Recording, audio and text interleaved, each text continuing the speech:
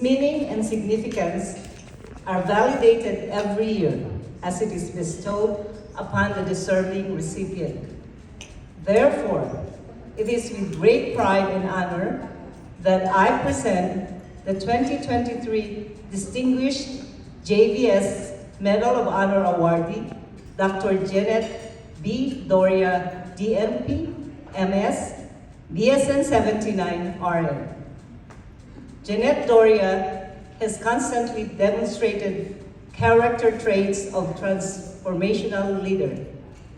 As the beloved president of Class 79, Jean, as she's fondly called, has led her classmates through the highs and lows of nursing school, up to the momentous graduation ceremony in April 1979.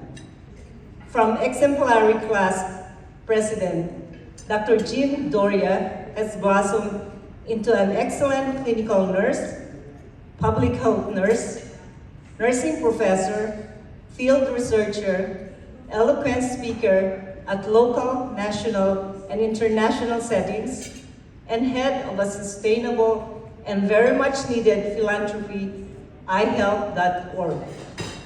iHelp stands for improving health, housing, education, and livelihood for the poor of the Philippines.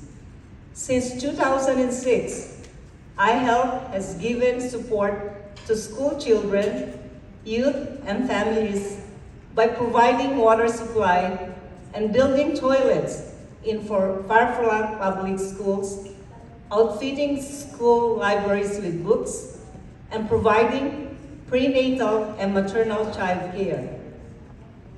Dr. Doria's extensive contribution in bedside nursing, scholarly endeavors in education, research, and humanitarian services have significantly impacted the health outcomes and overall well-being of the people she serves.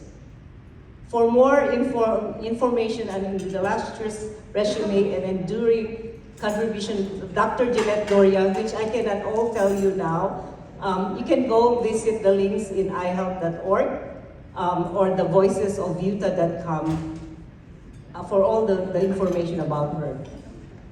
Ladies and gentlemen, Dr. Jenneth Belluy Doria, DNP, UPNAAI's 2023 JVS Medal of Honor awardee. Jenneth, please come here.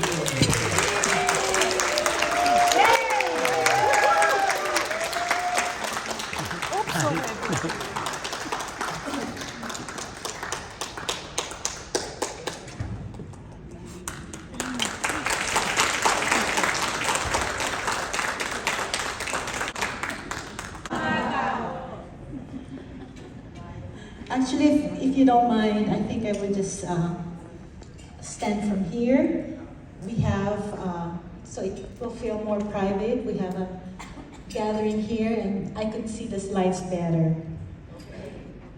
To our wonderful board for the UPNAAI, University of the Philippines, Nursing Alumni Association International, I extend my deep gratitude for each of you for the trust and that you have bestowed upon me. And I'm very deeply humbled for this honor. Actually, when I was thinking about it, this is not an honor for me, but it stands as an honor for each of you nurses, who is the greatest workforce of health and influence in the world. Marami pong salamat.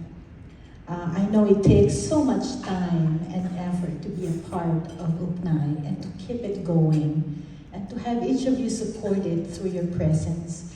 And I sincerely hope that as we go through the years, that we will get more people more involved, because University of the Philippines, like what Luz has mentioned, are innovators, are change agents, and we have the capacity to be able to drive change across, not just in the Philippines, but across the world. Thank you so much for your beautiful prayer, Luz. Thank you. So, I just want you to know that this, I just got this color, this screen. Yellow is not political. It's really the color of transformational leadership. So thank you so much for that. So, can we advance the slide, please? Where your talent and the needs of the world cross, there lies your vocation. And so I felt that the ultimate purpose of education is service. And my why is that I grew up very poor. I came from a family of 7 children with my father dying from cancer at the age of 41. I'm the second to the eldest and in a family of 7 children. And there was a lot of responsibility bestowed upon me. I was not supposed to be a nurse. I was meant to get into business or economics because that's really what I want, is to be able to generate income so that I could help not just my family, but my community. But my mother said, "Anak, mag-nurses ka na lang." So on my second year at UP, I actually took 2 years first, and then I realized, okay, let me get into to UP College of Nursing. And so we were actually the first batch of nurses who were in the 4-year program. So our batch was kind of, I wouldn't say wild, but we were diverse. So can we have the people from class 79, my classmates who, thank you so much for being here. So what is my why?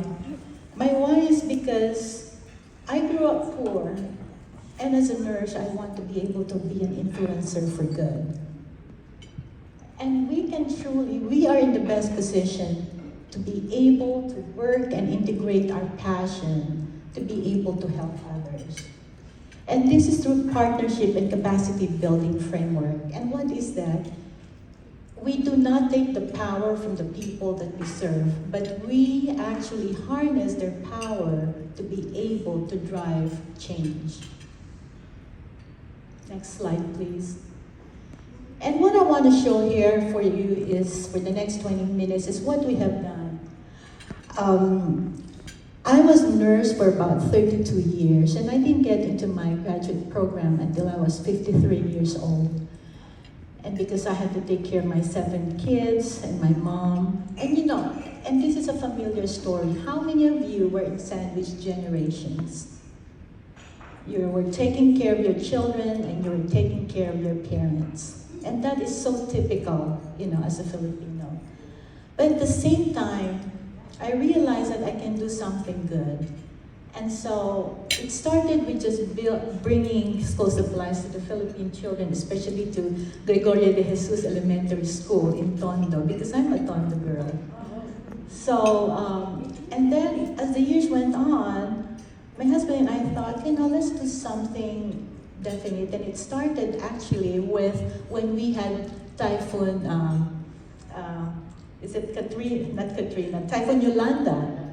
And so at church, we were approached, my husband was approached of what we can do for the Filipinos.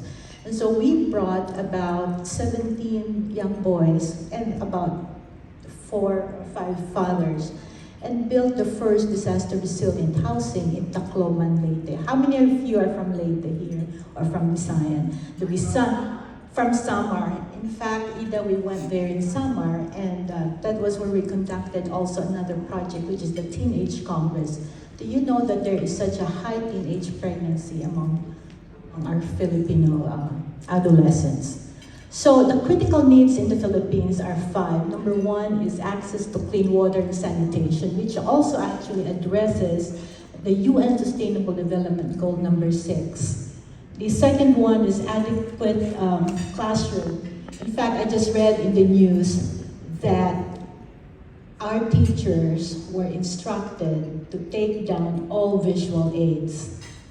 I don't know if you're aware of this. This is a very recent mandate. And the reason is that and they want the children to concentrate. How many of you go to elementary schools and see all the visual aids? That's a typical Filipino classroom, right? But I just want you to know that there is a new mandate now to take down everything from the bulletin boards. It doesn't make sense, right? But we need to be aware of what's happening in the Philippines. Number 3 is access to good nutrition. How many of us will negate this? No one. Because truly there's a problem with malnutrition, especially stunting of growth. Work together as communities. And number 5 is there's a need for relevant skills for livelihood. And so I will be showing this to you. Please let me know if 5 minutes before the, okay? You will be the timer. Okay, thank you. So what I will present to you here, next slide please, is that there is a need for clean water and sanitation. You could see when you compare the world with the Philippines, the world has about 45% has no access. The Philippines is just about 5 percentage points sure that there's no access. Can you imagine 43 million not having access to bathrooms? Whereas here in America, we worry about what type of doorknob can we use for our bathrooms, right? Or having bidets, right? In the Philippines, there is such a shortage of bathrooms. Next, please. So these are the bathrooms that we have done. So far, we have done 18 bathroom facilities, 4 cubicles and hand wash stations. And in fact, if you could see here, the objective is to foster good healthcare practices, decrease health risk, and promote well-being. And this directly support SDG number 6 and number 3. So outcomes have been met, and so this has impacted over 10,000 students, over 3,000 families, and 3 communities. 2 are in Bohol. Who's from Bohol here? Anyone? And then the other one is from Quezon. So in fact, I would like you to see this one here, dubbed Class CR by the Sea Comfort Room. This is in the Santigan Inter-Island Port on Bohol. And the reason for that is, would you please do the next slide? There you go. The old bathroom was destroyed in 2013. It was never replaced, and therefore, for about 10 years now, the people who were going from one island to another did not have any form of, did not have any toilet. In fact, I want to tell you, when I was there, I even saw a man just go on the side and void, which is sad, very sad. So next. So this is the new facility, and you could see the one behind, the new bathroom, 2 hand wash stations. And at this point, I want to thank the RMRPC chapter for donating these hand wash stations.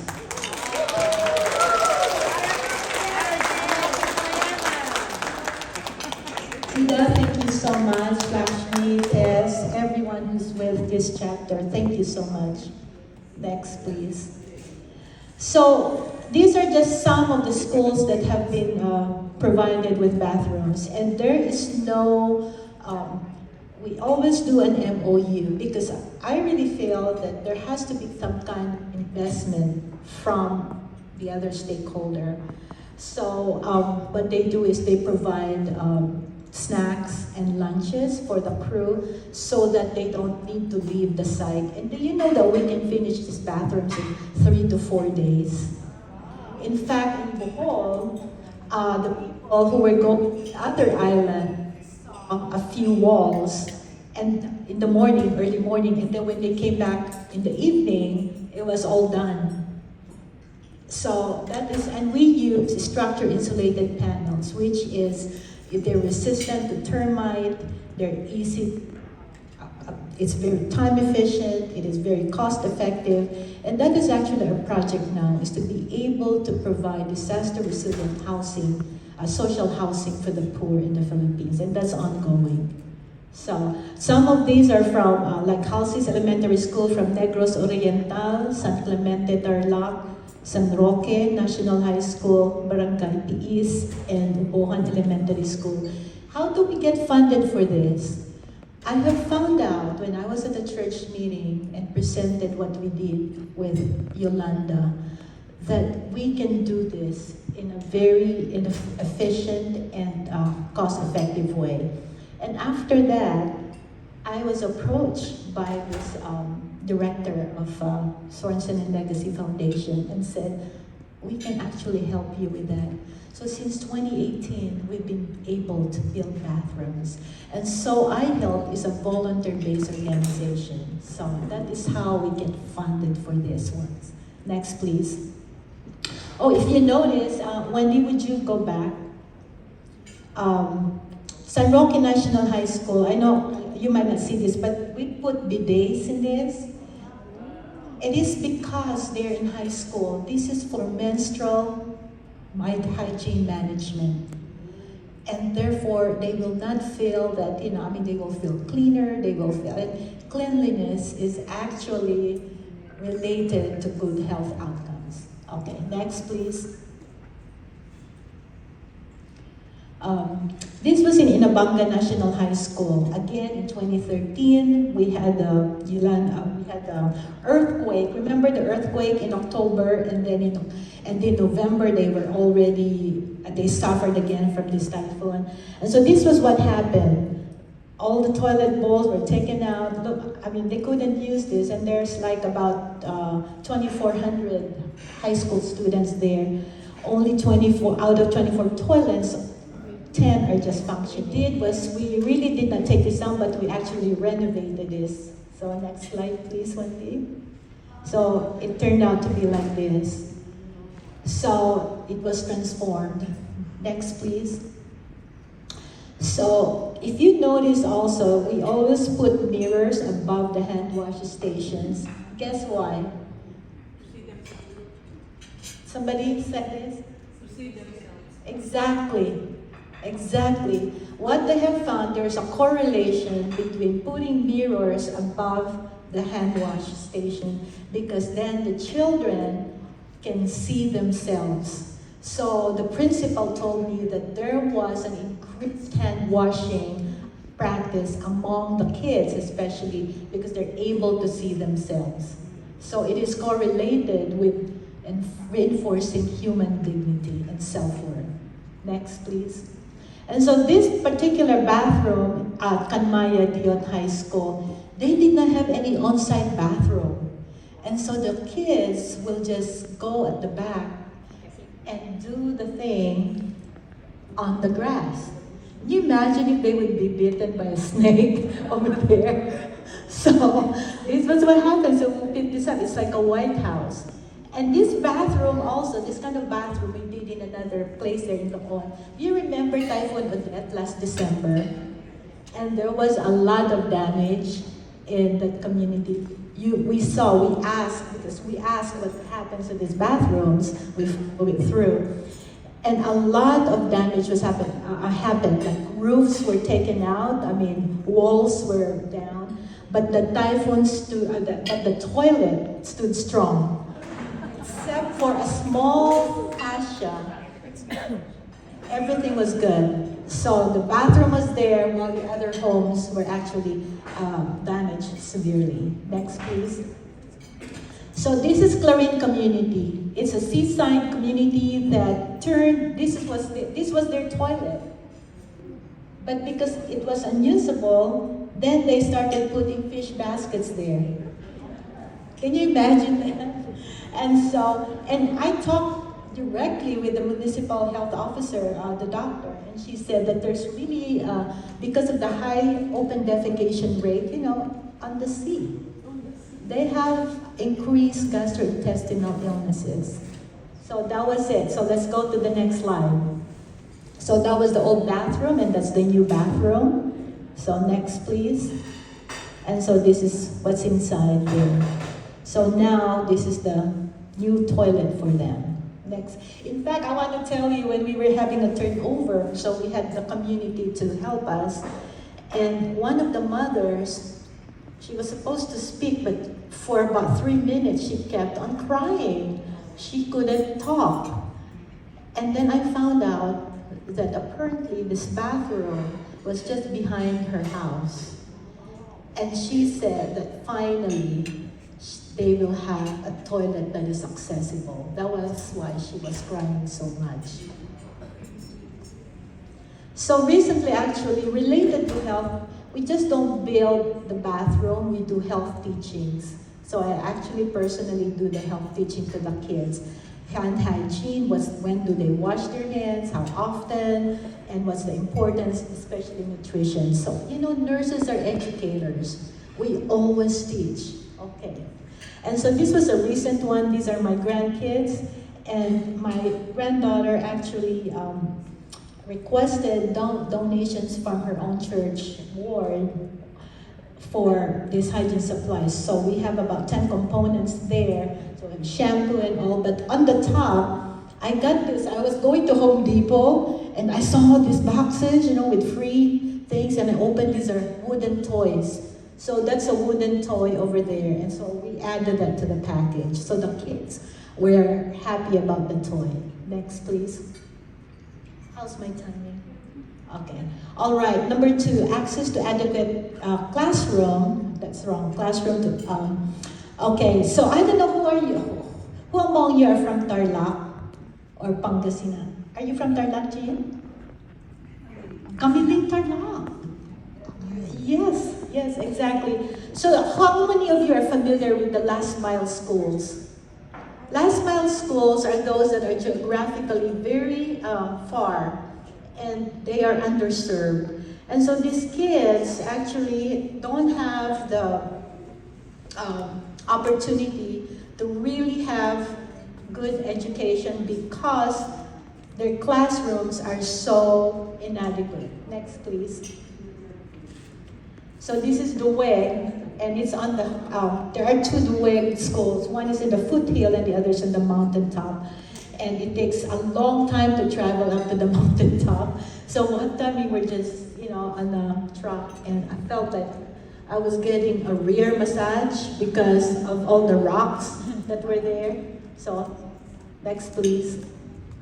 So this is their classroom. This was actually, this group of Aitas, were the ones who were somehow taken away from the main school. And this was actually donated by the community. But what do you think happens with this kind of classroom, especially when it's hot? You see the yero? Ang init niyan. Okay, next please. So they requested for us to make them a classroom. And so we used the same structure insulated panels to make these classrooms. And so even if from the outside it's about 90 degrees, there's a difference about 10 to 20 degrees. Because the structure insulated panel that we're using has styrofoam inside, so it keeps it cooler. Thank you. Next slide, please. And so these are the children. They are so cute. In fact, I just want to tell you, look at that mural. That was drawn on the side of the school. Can you see the artistry of the Filipino? For something so plain, they were able to make it talk to you. So these are the children. Next slide, please. Okay. Would you go back again, Wendy? I'm sorry. I just want to say also that these school supplies and hygiene supplies were donated by our class of 79. So thank you so much. Next, please. I just want you to see these children. They're so cute, and they do their gardening here. And so a lot of these vegetables are used for their nutrition program, which I'm going to talk about next. Next, please. Okay, also this one was recent, and they needed another one because there was an incoming group of 6th graders. And without this classroom, they said they were just going to have their class under the mango tree. In fact, the tribal leader was so grateful for this. So next classroom now, and this is their computer room. So they're happy, and we donated 6 computers. Next, please. So those are the, one thing about this community is that they help each other. You know, that is one of the values of the Filipino, this social connections. And that's why we're all here, because we want to be able to connect. And I just want to say that those 8 students actually have excelled in track and journalism. And so we're very, very happy that there you could see the outcome of providing adequate classrooms. Thank you. So access to good. So I just want to tell you that a lot of these kids, and this was from the principal, they go home and basically they just go to sleep because they don't have food to eat for dinner. And guess what? Because of the snacks and lunches that are being provided, next please. Then let's go through these pictures. I know it's a lot of carbs with rice, but they need it. Okay, next please. Look at their faces. Next. Good, next. Look at their nice bamboo table. Thank you, next. And see, the mothers actually volunteer to be able to prepare their food. And also the fact that the teachers there, there's like 6 teachers there, and I told them how grateful I am that they're there. Because for them to go and choose their career, and be teachers in this kind of place where they could even be in the city, that takes a lot of courage to do that and passion.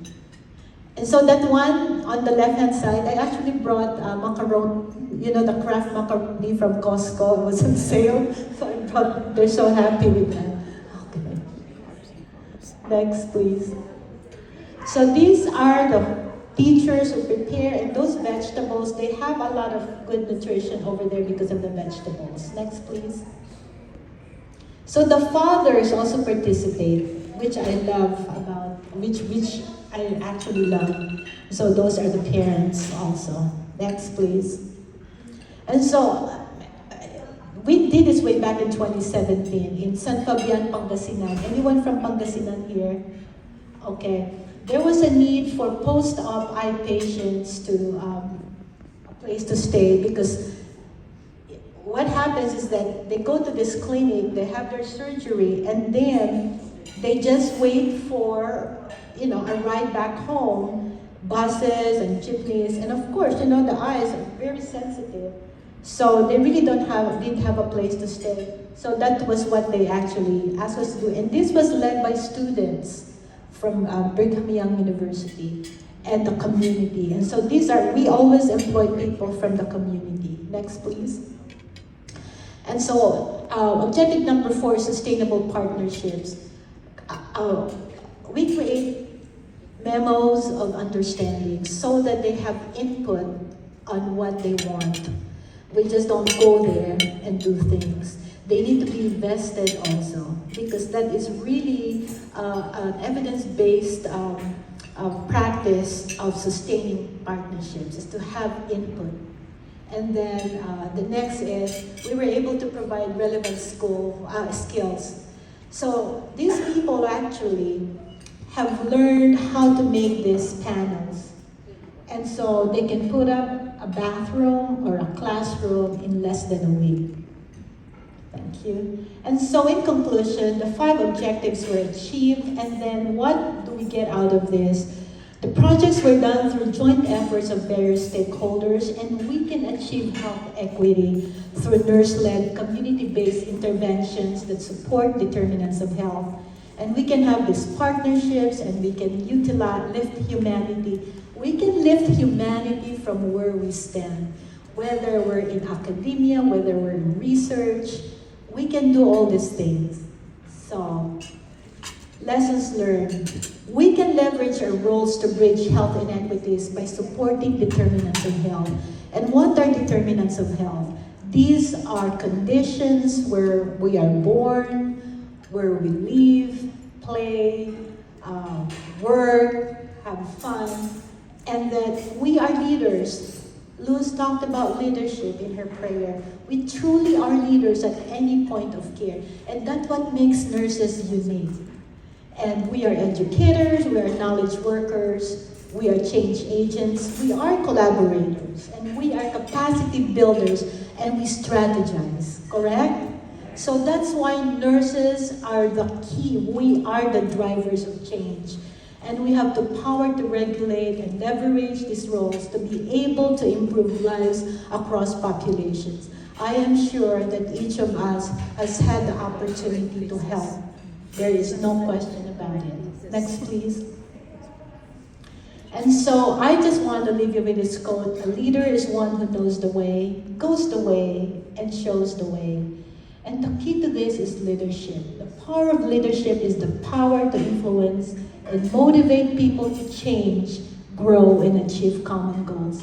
And it starts with growing and leading ourselves, and we extend ourselves at a particular season of our life. You know, it doesn't have to be like when I was rearing my first 5 kids, biological. It was very difficult to be able to do this, but it takes time, and it's like in Ecclesiastes, it's a time and a season of our lives. Next, please. So those are the references, and may I leave with you this message of Mother Teresa, that perhaps what we do is very little. It is just a drop in the ocean. But without that drop, the ocean would be less. Thank you so much. Before you take your seat, would you please come up to the stage?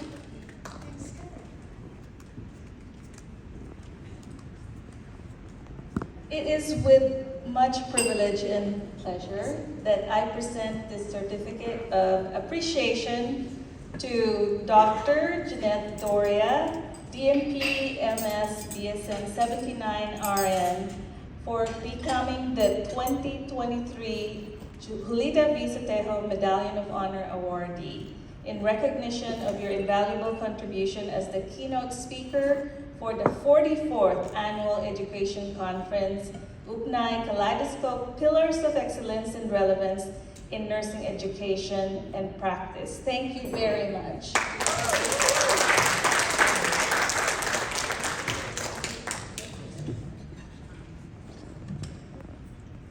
So I'm gonna make an executive decision. Since we were talking about carbs, I decided to have our speakers kind of move around. For our next speaker, I have